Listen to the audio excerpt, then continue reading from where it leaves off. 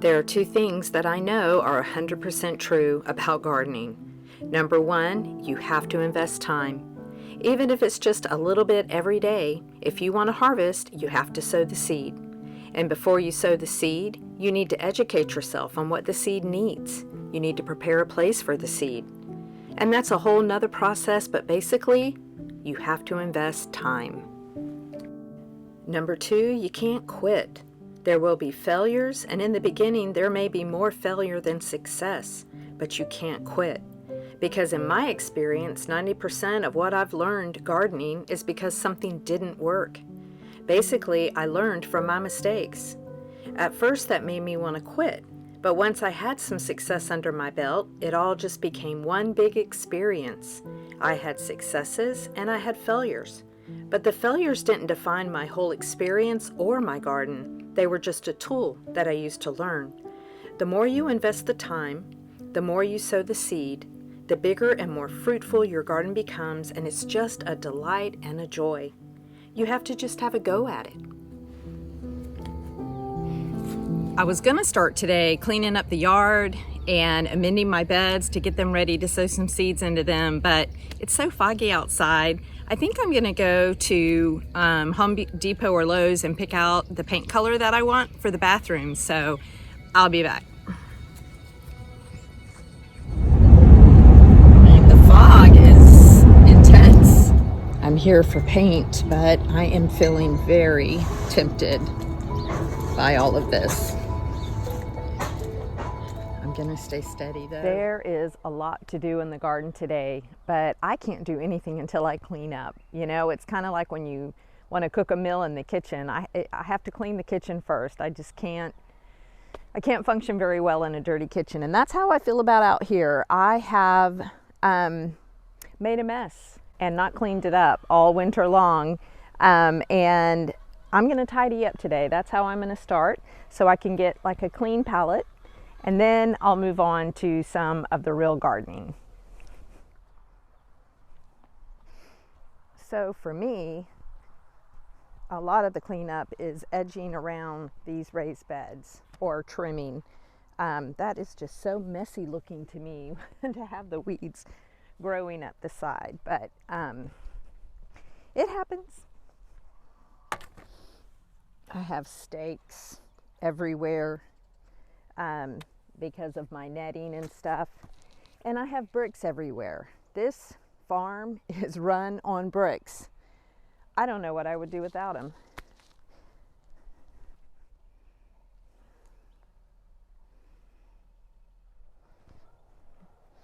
Here's another little volunteer turnip.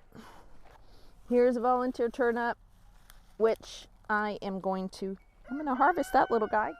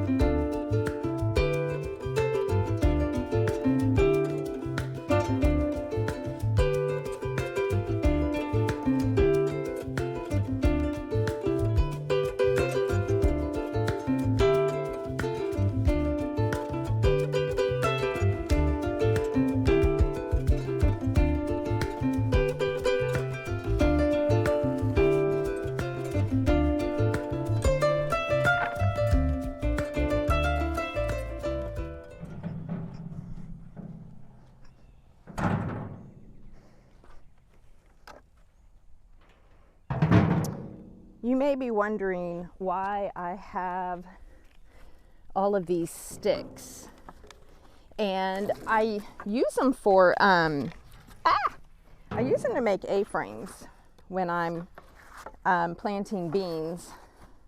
I actually started with these when I was going to do the snap peas this fall, and I gave up. I just didn't like it. I've used them a couple of times on cowpeas and regular green beans, and I just said, that's it. I want beautiful decorative A-frames, you know, I want a beautiful garden. I can't even deny it. That is a big part of my motivation. So I scratched these sticks. Didn't take the time to put them up, but and my husband and I built these A-frames, which now I am 100% hooked on these A-frames. Yikes! Can't seem to get those to not want to fall out. But I'm not going to get rid of my sticks because they still come in handy. I mean, sometimes I don't have enough A-frames, or, you know, what if I want to just do something way more rustic, because the A-frames are kind of formal. I can't think of the right word. They're a little bit more specific. Where some sticks like these, you know, they say they are a lot more primitive. But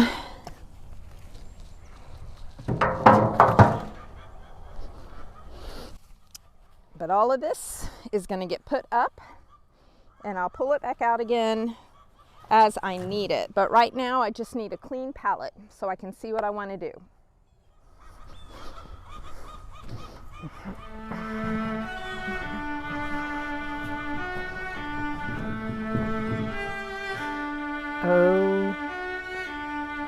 Oh my goodness, it already looks so much better. Just cleaning up the overgrown grass on the edges.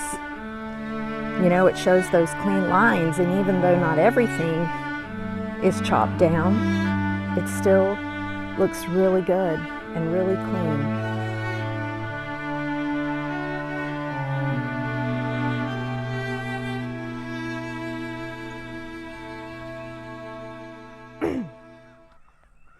So don't worry about this garden today. I'm not.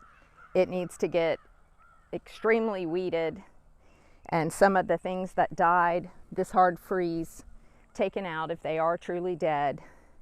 And I've got some stuff growing in the house right now that I'm going to plant in here, and I'm excited about it. I'll have to show you my inspiration picture. But so today, I got to turn a blind eye, because it's all about getting these beds over here ready to plant some veg in.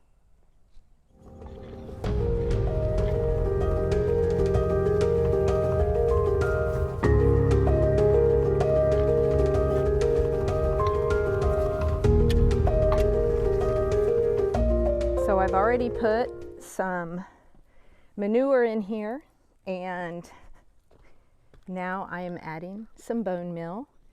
The manure has the nitrogen and stuff that plants need, and the bone meal has the stuff that the actual fruit production, veg production needs. So I'm still pretty heavily amending the soil. I just got regular fill dirt, and then I've been adding my manure and bone meal and blood meal, and putting a layer of mulch on top. And this is mulch that we, from fell trees in our own woods, that we put through the chipper. I let them sit almost a year because I am worried that they are going to take from the soil instead of give to it. But I'm pretty much using the no-dig method in my raised beds as well. And what that is, you know, every year, about twice a year, I'll put a layer of mulch on top of all my raised beds because it's kind of mimicking a forest floor. You know, it's providing the nutrients that it needs, the minerals and the microbiome that is in the soil that just causes plants to thrive. I'm probably not there yet. Like, there's going to be, I mean, maybe at the end of this year or something, the soil will have gone through the process enough that it is lighter and loamier and just very fertile. But I will always add that layer of mulch because I think it's should bring me great success. Starting to get a glimpse of what's coming. Starting to get back to how it looked at the end of last year. And I can't wait.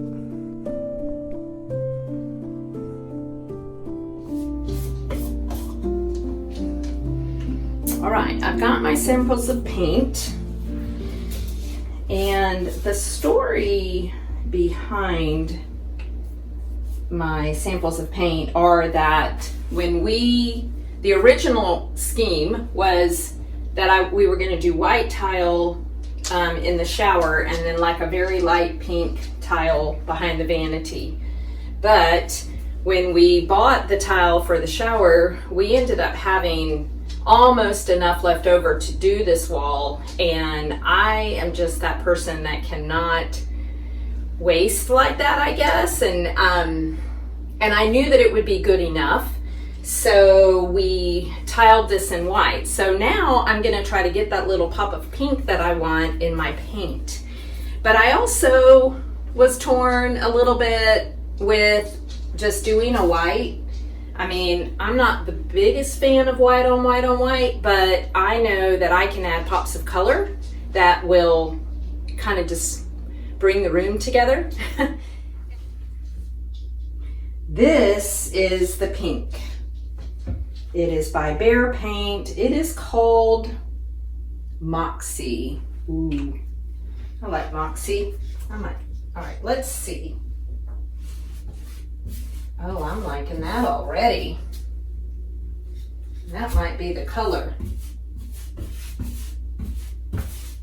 That might be the color. Because I want to do like a light pink wall, but then I want to do a red cabinet that's going to be in this alcove over here, and I love pink and red together. So look, I've got something red here. I mean, look how that goes together. One of my sons made me this when he was 8. I have never not had it hanging somewhere, and it will probably go in here. But anyway, look, so that red and pink looks so good together. I think that might be my color. Should I even put on the white? I will, but I'm gonna do a little more of this pink.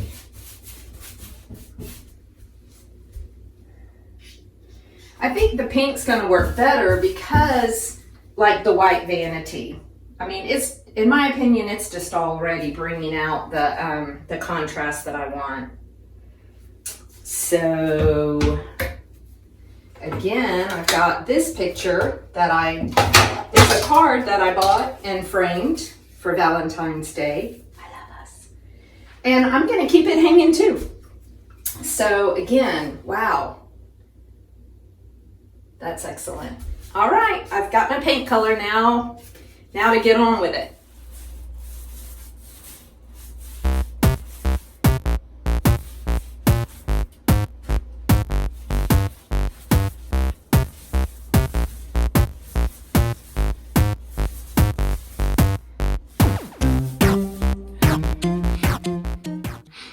So something has gone wrong here. This is the ceiling that I painted this weekend. I actually am happy with that. I've got to cut in.